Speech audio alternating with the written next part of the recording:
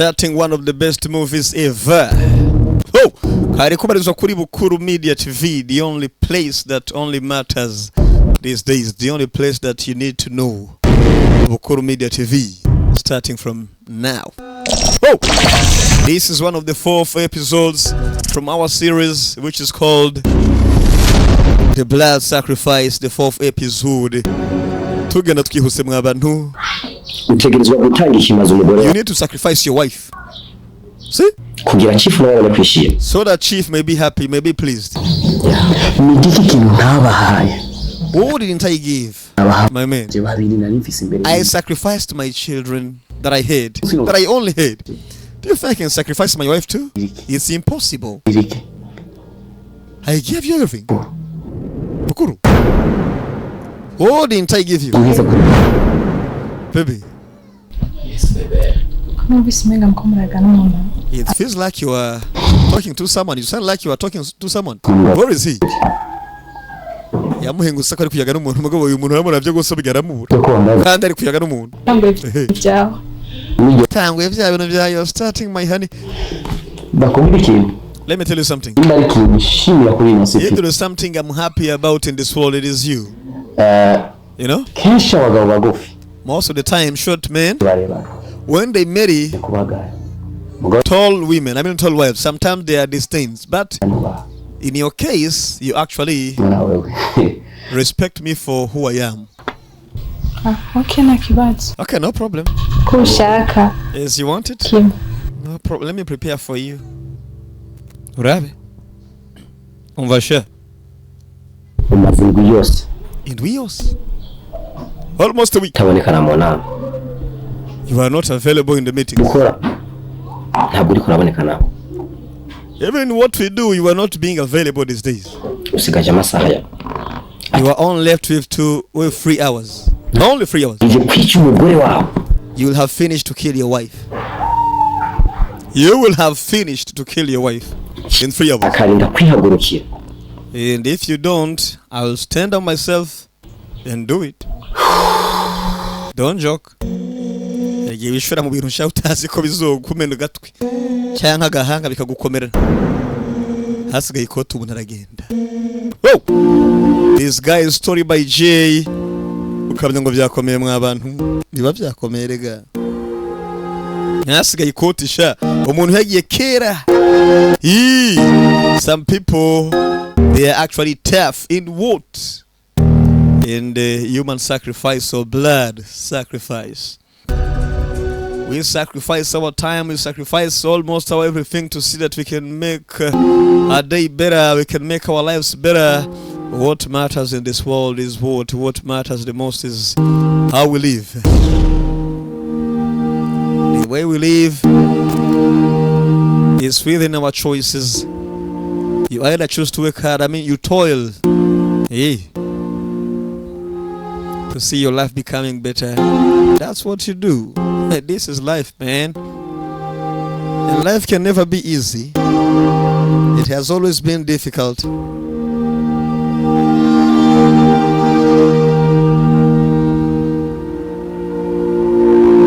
Mugabano ko yatangiye kudescendinga slowly. Tangura kumanuka buhoro buhoro. When I yumiwe. Am I supposed to sacrifice my wife? I love my wife the most. And why should I do that? Why should I sacrifice my wife? But you must.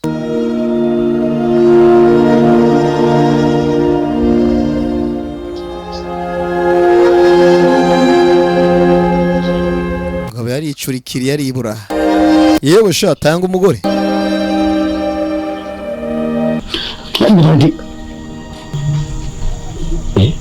Oh. Sorry, Guru. Sami. Okay, Masaha.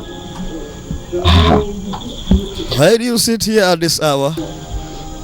What are you doing?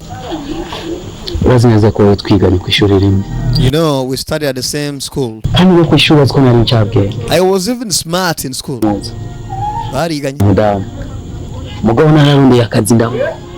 I looked for a job everywhere, but I lost.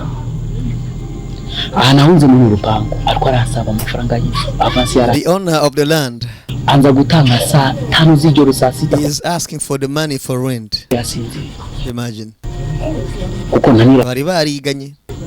Brother, uzima mbayemo. Ikoroshera gato. The life I'm living in is not easy. Pole sana mwanangu. Pole sana mwanangu, maisha si rahisi, si kitu rahisi hata kidogo. Na mengine mwanangu, maisha yanasumbua, yanazingua, yanazingua hadi unajikosa. Kama kibazo. Ile hamna shida, usijali. Nakufasha. Acha nikusaidie. Yes. Mimi nitakusaidia. Nakufasha. Unaweza ukanisaidia kweli? Nashukuru nakushimira cyane. Nitakushukuru kabisa. Shukrani za dhati sana tu.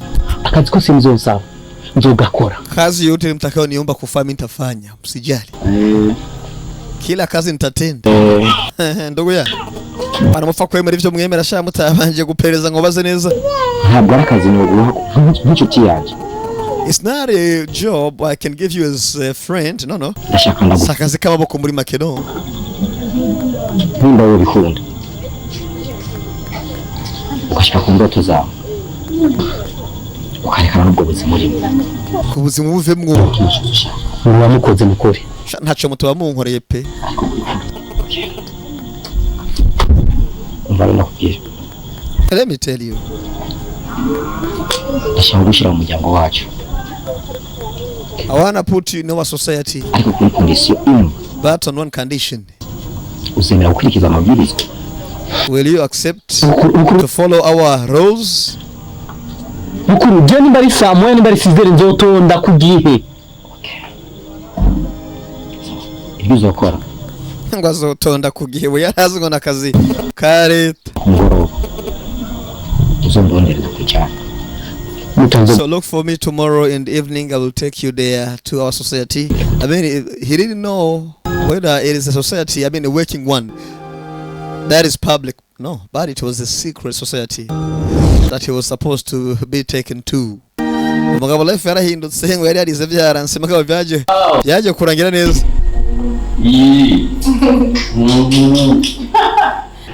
Ubuzima bwararyoshe mu rugo. Bwararyoshe. Wazi kumwe turyoshe. Ubuzi cyatumye nagutumuje guteka umureti. Nakubwira umukozi akana umureti. Mugo washaka. Ndawe kubwite ku mureti mwiza nkakera. Kuko mbandetse ngo mwumvirize rega. Muyumvirize namwe.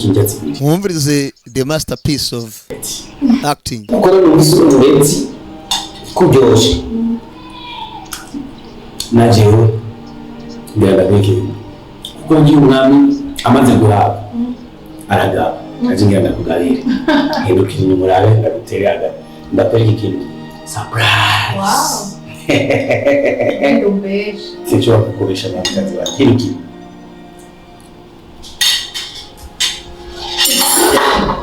Nugaramaso Yesu garamaso. Close your eyes. Nimba tagiye kumukegetura ntumbaze. Imyaka barabaye nabi undabire. Nabagiye kumutanga urufaranga sha. Urufaranga si kintu. Urumani. Bano ngabiri ko barakeregesha bari guhiga ubuzima. Fashe kibugita. Iye kumwica biranka. Kore ko bibane neza aramwica muhori kariko. Aramwica muhori ki.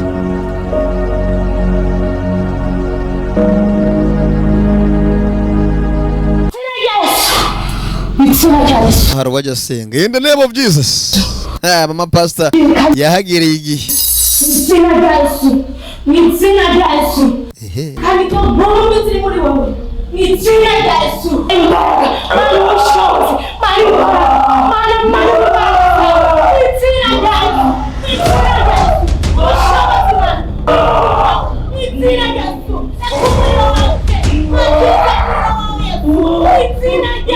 Batangiye kumusengera shahu bimuvamo birakuvamo nyine da.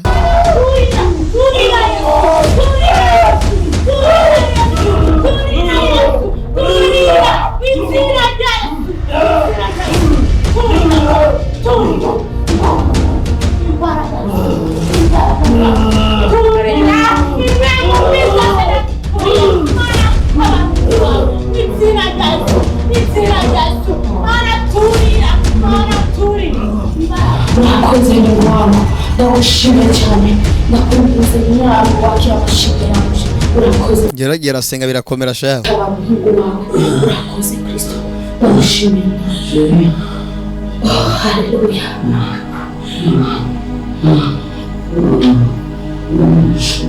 urakoze Mana urakoze yarasenze koko urakoze Mana ndagushimiye aha abarazo bari bumvise ishano hey bana bugira ko ramuze mwitonde bantu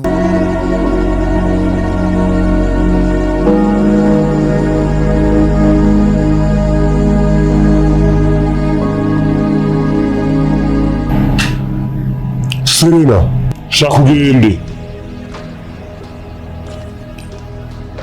undabire aho intege nk'iziwe ziri genda ndabira intege nk'iziwe ziri ariko tugaruze ubutunzi twamuhaye kimbanye n'ubutunzi twamuhaye bamukubise ubutunzi bibwira ngo azabikora kumbe wapi amapasi yavyivanzemo da ehe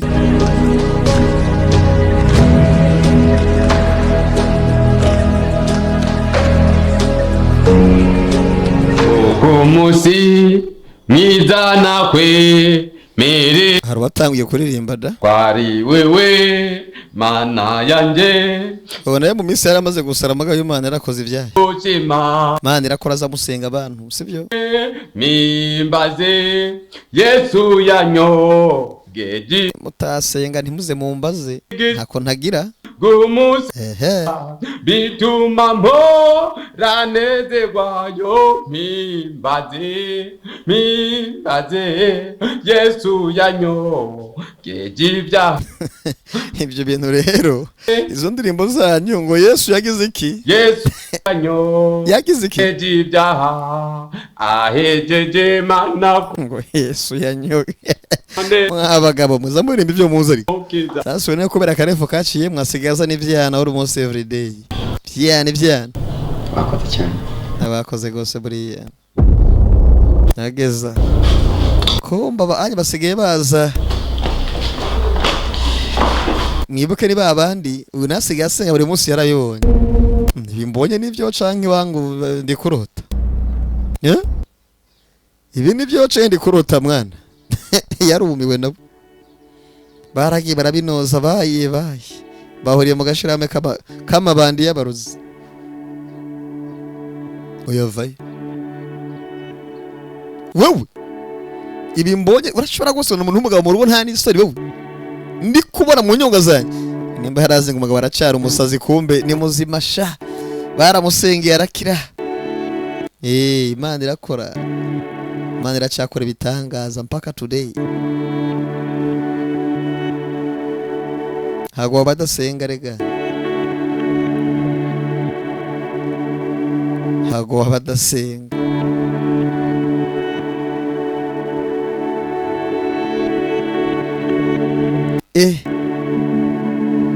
warakuzanira abagabo sha bakwereke hanze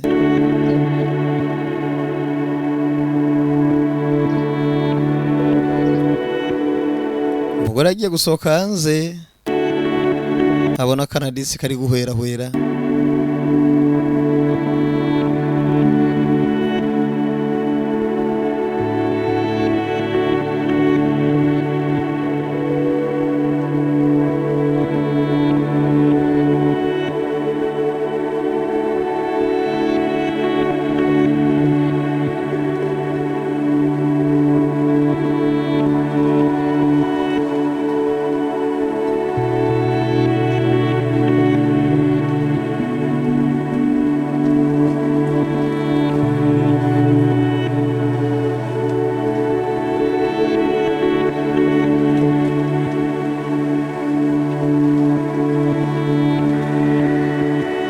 yakana banza aragatwara pole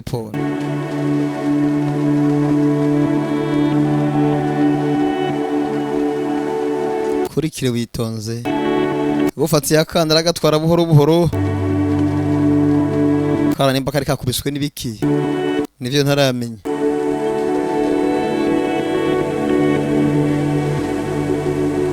arakinjiza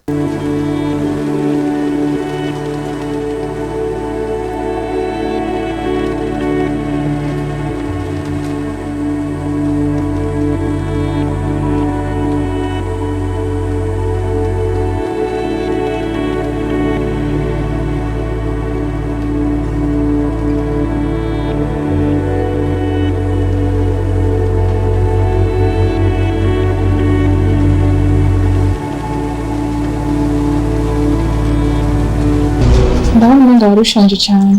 Mwana warushonje? Kuko kina gusanze hagiye mu rupango umeze kurya. Sikibazo nyawe. Ndio kusabiriza baranyima. Tunajama haja kwa na mfisa w'indyama. Mwana bayagiye kwisabirira imirire mama. Karangira abantu b'imyaka urabazi bu. Tukibera muri runo Kuko kigoye n'umugisha. sakari. Marira rero mukati amatwinjire mu nzu. Mahero mukata twinjire mu nzu mwana sivyo?